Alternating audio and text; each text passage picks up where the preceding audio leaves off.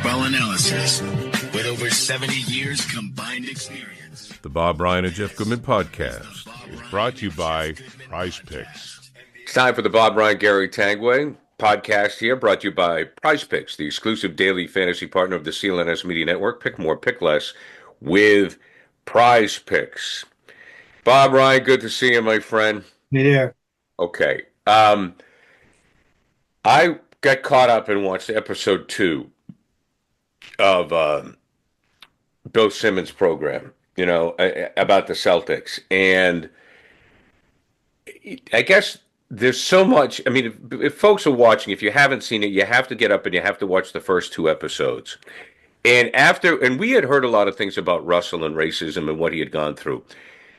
But to me, this documentary puts it at another level, at a whole different light, to the point where I wondered, do you think Russ ever thought about asking for a trade? I doubt it because that's a very good question. I doubt it because of his respect and appreciation for Red.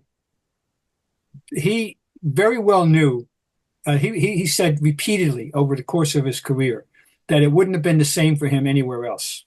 That there's no way he wins 11 and 13 if Red's not, Right. And that he wouldn't have been appreciated for what he was and what he wasn't by anybody else to the extent that Red understood him as a basketball player and as a person. But primarily, I think he knew how lucky he was to have the luck. I mean, he had no control over this, to wind up in Boston compared to winding up in, God forbid, Rochester, or he couldn't go to St. Louis because that's part of the deal of the thing. St. Louis wasn't going to accept a black player, period, in 1956. So anyway, great question. And I just throw this one out there, as the total aside, think about this in the course of people when you watch this documentary. What do you think the 28 or 9-year-old Bill Russell would have been worth on today's open market? Oh, well, I mean, Jaylen and Jason are $350 million total, right? I mean, it's I think about this. I've been thinking about this for a couple of years as these salaries have escalated. What would prime of life, 26, 5, where Jason Tatum is now and Brown? Right. What would Bill Russell be worth on the open market? Yeah, I mean, Russ, Kareem, The thing about Russ is interesting, though. Where it's such an offensive game. I mean, it was a defensive-minded game in the late 80s, got very physical, with the Knicks and with the Pistons. Would a Bill Russell have been so defensive-minded in today's game with all of the offense on AAU and all the focus on offense, Would have been interesting. I don't know. It's a great question. The game was different. No question. So I don't know, but it's a good point, though, Bob. I mean, it's a really good point. But I honestly and truly believe that if he were airlifted back into the game today, exactly as he was, the same physical attributes, and God knows the same mental acuity, which is his ultimate trump card, that he leads the league in rebounding every year. And block shots. And block shots. He leads. I don't care. I don't want to hear about, anybody today. There weren't better rebounders. There's no better rebounder in basketball today than Bill Russell was, who played his last game on May 5th, 1969. I'm sorry. He was an athlete so far ahead of his time. Do you think Russ could have been I don't even want to say better offensive player because I think that's an insult. Do you think he could have been more offensive-minded and as effective if he wanted to be? Yes. And he felt he that, and we say offense now. Remember, it's there's passing in there too. John Havlicek told me in 1969-70 season that he thinks they miss Russell as much on offense as they did on defense. Interesting. Because the 6 play, which was the focal play, was named after Bill Russell, and that was one of their key plays in the Auerbach era. And that definitely Russell just. He felt that he would have disrupted the rhythm and harmony of the team trying to take more shots. The team he was on That wasn't his job. The job was, Sam Jones was supposed to shoot. Havlicek was supposed to shoot. Heinsohn, God knows, Tommy loved to shoot. And Tommy gun. put on this earth to shoot. And Russell wasn't. But Russell he had a nice hook shot. He had ambidexterity with the hook. He had a little turnaround. He averaged some years as much as 18. He wasn't and he could run the floor. There's plenty of clips people are going to see Russell running the floor and advancing the basketball. By the way, very well, handling it very well. And he could have, absolutely. If a team needed him to score more, he would have scored more. Has anybody blocked Wilt Chamberlain's shot besides him? I don't know. That's a hell of a question. I know Wilt we're not ready for that, but well, you take a look at the highlights of him blocking Chamberlain's shot. Yeah, Russ is 6'10", 6'9". 6'9", 6'10", 6'9". Chamberlain's 7'1". Yes, and athletic. But Russell, it's documented. He was a 6'9" high jumper, and that's what in the old Western roll. And he was he could have maybe made a team if he tried. In those days, that was a very good high jump. So anyway, he told me. What else is interesting, Bob? Cousy in episode 1 explains that he should have done more for Russ, and Russ said that wasn't Cousy's job. Right. Well, that came out. Gary Pomerantz, who's in the doc, authored Gary Pomerantz. He co-authored with Cousy. Well, he actually authored the book about Cousy, The Last Pass, in which Cousy unburdens his soul in this regard with the fact that he regrets that he somehow, I don't know what exactly, but he feels he could have done more to smooth Bill Russell's path in Boston socially, and Coos broods, he takes things very hard, and he's hardest on himself, and he's beating himself up in this whole book about this. And Russell just chuckled. I can take care of myself. Russell tried to, talk Cousy off the ledge. Don't worry about it. It wasn't your job, right? That wasn't your job, Coos. But Cousy being Cousy, and this is their two, towering personalities. Cousy being Cousy couldn't help being himself. Russell being Russell couldn't help being himself. Right. But Russell, but the book, I recommend the book. It's great reading. It's called The Last Pass, Gary Pomerantz, Pomerantz, and I recommend the book to anybody who's remotely interested in the topic. It was Ramsey. They went back to Lexington. Did they play? Lexington. They went they went to Lexington. This was the kind of the help, honor, allow Ramsey to bask in the glory of being a great Kentucky player, and when they were reserves, Russell was reserved, and Jones were refused service at lunch. That Cousy jumped right up, said, "We're out of here," and Russell, of course, was. But they did. It was in Lexington, Kentucky. But then Russell and Jones, and then the African American players chose not to play. Yeah, they didn't. It's a real conundrum because they wanted to honor Ramsey, so the white players stayed, the African American players left, and seemed like one of those situations where everybody had to do what they thought they had to do. And I thought Ramsey said, "Look, we didn't have to do this. We could all bolted." Yeah, well, of course, in retrospect, I'm sure the white guys would wish they had bolted as well. But it just goes to show to me when I saw that,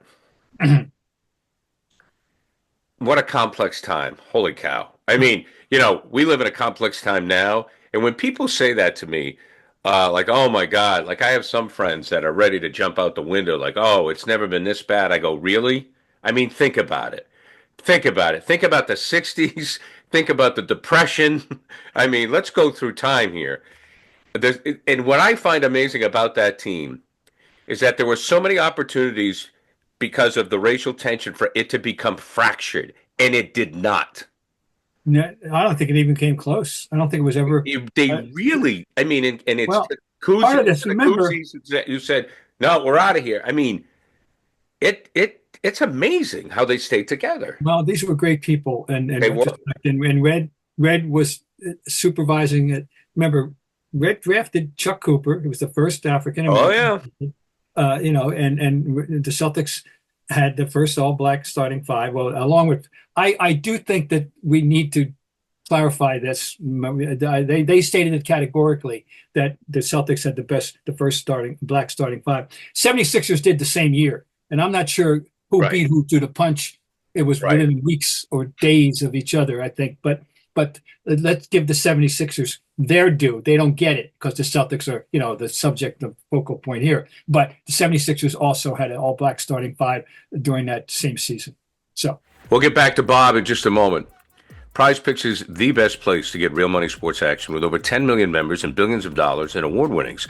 Prizepicks has made daily fantasy sports accessible to all. You just pick more or less on at least two players for a shot to win up 1,000 times your cash. Run your game all season long on Prizepicks.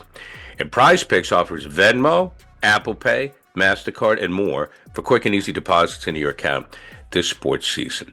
So Prizepicks is the best place to win cash while watching sports. Join over 10 million users and sign up today. All you do is pick more or less. It's that simple. Sign up today and get $50 instantly when you play $5. You don't even need to win to receive the $50 bonus. It's guaranteed. Okay, don't miss your chance to cash in as the league's best fight for playoff positioning goes on right now. All right, what are we looking at? How about Luka? Hey, Luka for 25 points. Tatum for more than 8 rebounds. To me, Tatum for more than 8 rebounds. I always go more with that. So download the app today and use code CLNS to get $50 instantly after you play your first $5 lineup. Download the app today and use code CLNS to get $50 instantly after you play your first $5 lineup. Prizepicks, run your game. Okay. But it's an amazing, the documentary, Celtics City, it's amazing. I can't imagine. I just have so much. I just have so much sympathy for African American players at that time. No idea what. I mean, we had heard the stories about Russell, but I certainly would have understood if he said, "I'm out of here." And then, they changed the Celtics uniform. I was blissfully unaware of, to pay no note of that, having lived through it. In a sense, I arrived in Boston in 1964. But they changed. They went from Boston on the front to Celtics. Right. And I would like to think that Russell had a lot to do with that. and the other guy, I mean, in this doc, Jaylen Brown is front and center. Now, yeah. I want to talk about Jaylen Brown for a minute because let's put this in perspective. And I've been on the record of saying this. I said Jaylen Brown, and he's won an he's won an NBA championship, and he's won an NBA Finals MVP. I said this long before they won the championship. I said the first time I met him, I go, "This kid's greatest achievement is not going to be in basketball," and I maintain it. I maintain it. He's brilliant, and that's saying something that he's won an NBA Finals and an NBA MVP. His greatest achievement will still be out of basketball. And first of all, I totally concur. I said, now when they had Malcolm Brogdon on the team as well, I said the Celtics lead the league in future politicians. And I do believe I said, but also been saying that there's no way when his career is over, Jaylen Brown's next career stop is not in basketball. It's outside of basketball. Oh yeah. And if anybody watches the doc and listens to Jaylen Brown in this episode 2, they'll understand what we're talking about. This is a very thoughtful young man, very, very intelligent and very wise, and just he's got ambitions that transcend. But here's another thing with Jaylen. I forgot all about this. Bob, as fans, we're really in Boston. We think about ourselves constantly. I mean, I love where I live, but we are the most self-absorbed bunch of. I think the word is narcissistic. Narcissistic is the word. And I forgot about how Wyc Grousbeck was booed when they picked Brown. Well, people didn't know anything. Only the good basketball, junkies were aware of this 6'7" guy at Cal Berkeley. He hadn't had a national profile of any kind. I was dimly aware of him. Okay. Right. So there was a great scouting job there done. Baby, Danny. That's Danny. Danny. Yeah. And Danny was hands-on as any GM has ever been in this league in terms of scouting. I can tell you that in the modern era for sure. In the old days, of course, you had to do it yourself, but in the 40s and 50s. But anyway, Danny was hands on. Danny would be seen everywhere, from a gym in Pocatello, Idaho, to a gym in Slovenia. Well, Jeff Goodman, our colleague, used to see him everywhere. Yeah, because we know Goodman anyway, has been to every gym. Yeah, people weren't. They knew nothing about Jaylen Brown, so that was foolish. I was going to say something about Jaylen Brown, but he is so aware of the history. He's so appreciative to be following in the path of a Bill Russell in Boston. So he's completely in touch with the history and what went on. I mean, you have to. I admire him for that. Anyways, it's Celtics City. Check it out. Well, I'll say this documentary, what we've seen so far, there's 2 down, 7 to go. This is Emmy stuff, and we're not talking sports Emmy. Oh, no. Agreed. Emmy. Culture. Yeah, This is categorically nomination for sure. This thing, if it continues on this path, it is really, really, really good. So hats off to Bill Simmons and HBO for what they're doing. All right, let's move on here. Yes. As we speak right now, recently Denver took care of business over OKC. Well, they split. The Nuggets, they're starting to be heard from here. Will they be what are your thoughts? One reason is that they apparently they've reawakened Jamal Murray. Right. Okay. So I mean, he let them down, frankly, last year, and they couldn't overcome it. They're making a run now. They had a back-to-back games with OKC, and the first one OKC beat them 127 to 103 on Sunday, but on Monday Denver came back 140 to 127, and Jokic, everyone reminds you how he won these MVPs. He had a mere 35, 18, and 8, shot 15 for 20. Now only 2 threes, which for him is restraining himself, but he obviously sized up the situation and went to work the way he can. They're still very much in the picture in the West, and you won't be dismissing them easily. That was a nice little back-to-back. That's what's interesting. I don't know what's going on in the league. All of a sudden, something that they last did 50 years ago. I mean, literally, you're giving these same city 2-game series all of a sudden. And it's fun. I'm just saying, what I don't know what prompted this, but I know I remember I did one once when the Celtics went to Houston back in the early 70s, and we had a back-to-back in Houston, and that was the only one I've ever encountered in my career. But now the Celtics had one themselves this year with somebody, I forget. So anyway, and now I can see having, they obviously should schedule a team going to LA to play the Lakers and the Clippers. That's a different matter. Right, of course. But we're talking about something else. Okay. Anyway, OKC. They're saying, hey, don't forget about us. Don't worry. I mean Denver. Excuse me, Denver. Yeah. No, I want to point to. I know that you don't think the Lakers are going to be in the finals, which we talked about, and I understand that they probably won't be. But ESPN's coverage of Boston, Los Angeles on March 8th averaged the most viewers for a regular season NBA game since 2018, excluding Christmas. Adam Silver is sitting there going, come on, LeBron. Come on, LeBron. I mean, it's just that thing. Well, it still exists, doesn't it? And people would be very magnetic. I opened my eyes to just remind. Well, first of all, he's become something of a polarizer, which it bothers me. That LeBron, there's enough of a LeBron hate community to make him into something of a polarizer, but when you get that, then you get people tuning in, to see him cheer for him, and you get people tuning in to hope he falls on his ass. Well, and the Celtics too. You got Laker fans. Oh, the Celtics, the ultimate polarizer. The Yankees and all that. Notre Dame, probably number one of all major sports. Is Notre Dame, as far as polarizer is concerned. Duke's right up there in basketball. Duke too. I mean, I have friends of mine. I can't believe Duke. Like, to me, I've never again since I left the business, I've mellowed. Why anybody would, you don't have to root for Duke, but why anybody would hate like Krzyzewski and Duke is beyond me. But they do. They do. God. Well, they thought he was a little smug at times. Oh God, man, I'm you just can't saying. win. You know, Duke, it's visceral. You have no idea. I mean, honestly, people here living in this professional atmosphere, Boston, have no conception of some of these collegiate rivalries and how serious they are. Oh yeah, I know. I know. People don't. I know I have a person of my acquaintance who was a scholar and an academic, a high-ranking academic in America, who was a graduate of the University of North Carolina and very proud of it.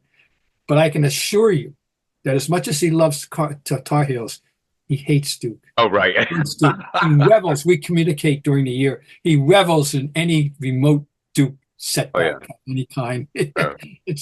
And Auburn, Alabama, people have no idea what that means in that state. We don't have anything like that. And we're a professional town compared to Sports and their rivalries is the great. I don't know how to say this. It's not grammatically correct, but can really dumb down a person. Well, and it's fine. It's fun. It's fun. Have that philosophical discussion about the impact and relevance of sport in our life. I like to talk about that all the time. But it has its ups and downs, its pros and cons. But ultimately, I think there's more pro than con. But, of course there is. Of course there is. No, there's no question. What you get out of being a sports fan. Yeah, but what I've told players, not attainable in the same way as by any other activity that you pursue. You're separate but equal, but there's nothing that touches and pushes the buttons inside you the way sport does. There's no other activity. Nothing like it. They're separate essences, but sports is definitely unique. I've told players, especially with the Patriots, when we used to do a lot of work with the Patriots, I would tell like some guys, I got to know them a little bit. I go, you have to understand something.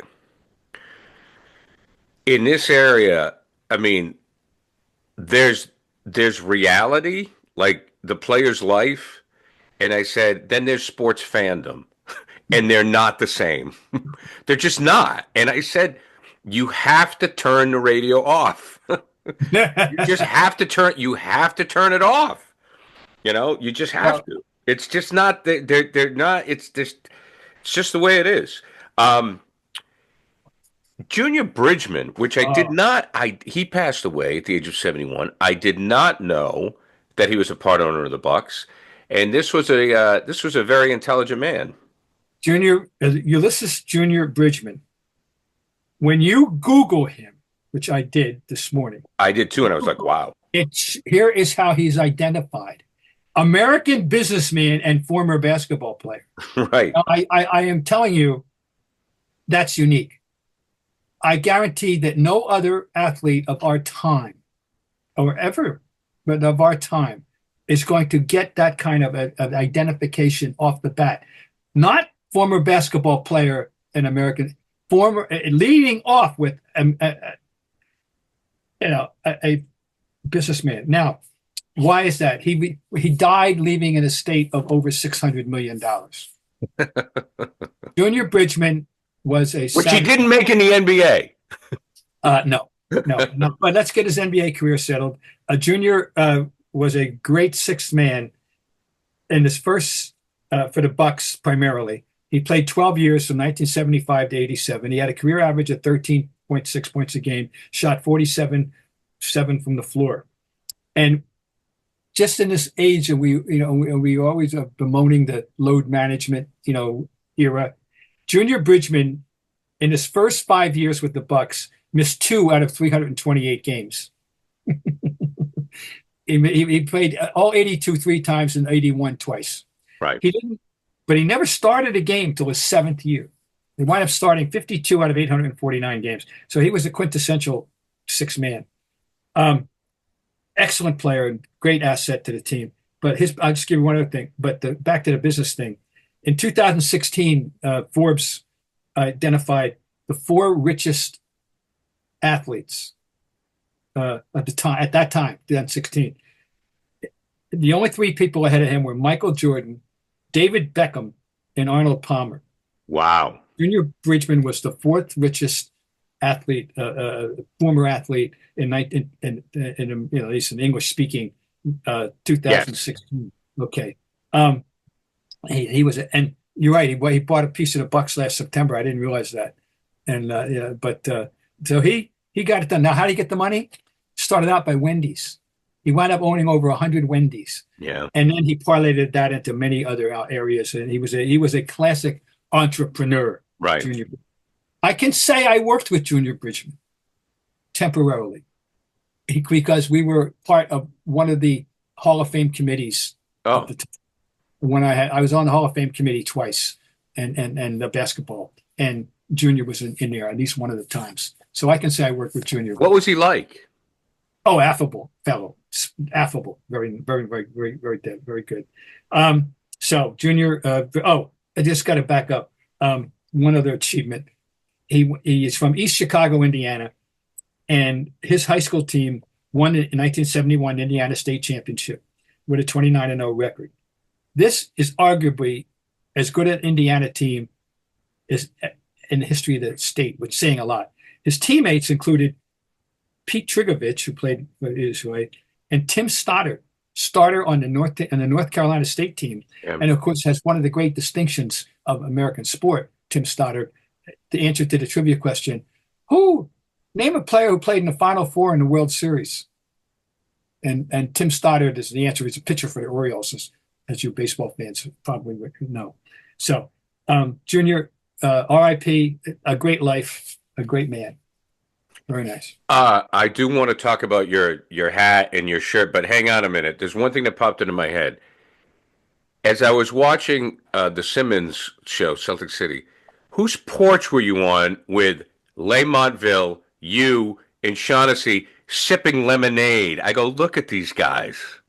That is Dan Shaughnessy's house. Nice porch. Each Wednesday afternoon, each and every Wednesday afternoon, 52 weeks a year, weather right. is no issue. We assemble. I'm a latecomer to this group. I've been a part of the group for about 2 years, 2.5 years. We assemble at Dan's porch and we just chat.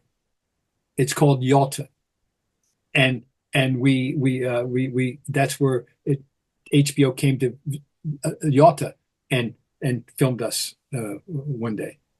That's where it's. It was great. It was great. I go, these guys are holding court. Okay, Bob, tell us about your apparel, your team. I want to salute the Red Flash of St. Francis of Pennsylvania, Loretto, Pennsylvania, who last night upset top-ranked Central Connecticut State in the Northeast Conference Finals to get their first NCAA bid since 1991, and only the second in their history. And they are going into the tournament with a losing record, I love that. We love that. That's why the tournament is the tournament, among other reasons. So my connection is that, long story short, the great Maurice Stokes, and people should know the Maurice Stokes, Jack Twyman story. Yes. Yeah. Okay, he was an alumnus and the greatest player in the history of St. Francis. And among other distinguished alumni are Norm Van Leer and Kevin Porter. Really? And in February of this year, they honored Kevin Porter, who they've already retired his number, but they wanted to honor him.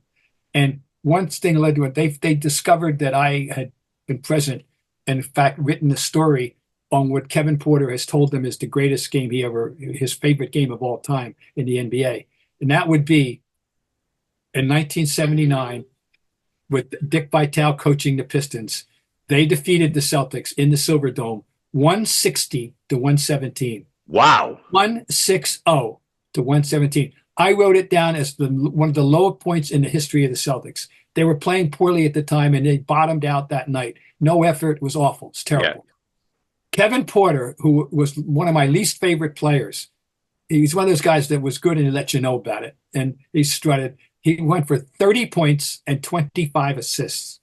One of the great individual games in the history of the NBA. Think about that. He accounted for 80 out of the 160 points. And I wrote, and I said, as quote, he was in his quote, high strutting something. Right. Yeah. Anyway, oh, take that, you sucker self. Well, they found out about the story, and they invited me to if I would do a video or write something for the night. And I said, and that plus invited me to the game in February of this year. They're going to play a game at night on February 6th. Just so happens, Gar, that I've been wanting to go to St. Francis for 50 years. Right. I remember Maurice Stokes and from my father, who was at Villanova at the time as an assistant athletic director, talking about this great player at St. Francis. And I was well aware of the whole story with Twyman and all that. Also, I've just been fascinated by the idea of the isolation of St. Francis of Loretto. You look on the map where Loretto is. Well, and I was just always wanted to get there just for the hell of it. Now's my opportunity. They invited me, and I came. And I got there, didn't know, not only is it isolated, it's about 15 miles outside of Altoona, but it's up. You're going up. So I can imagine in the winter what some of those nights are like up there. So they're isolated. It's a wonderful little community. It's the people are loyal to that team, school. So I have adopted the Red Flashes, and there they are beating Central Connecticut last night. Now, it wasn't a game that they're going to send the film to Springfield. Right. The final score was 46-43. And the halftime score was appropriate to the bricklaying that was going on. The halftime score of this game was 20-20. Whoa. It wasn't a good game. But we won. We prevailed. We Red Flashes. So hats off to the Red Flashes. And that's why Bob Ryan loves basketball. Yep. Good man. Bob, great stuff as always, my friend. We will talk to you again next week. Brought to you by Prizepicks, the exclusive daily fantasy partner of the CLNS Media Network. Pick more, pick less with Prizepicks.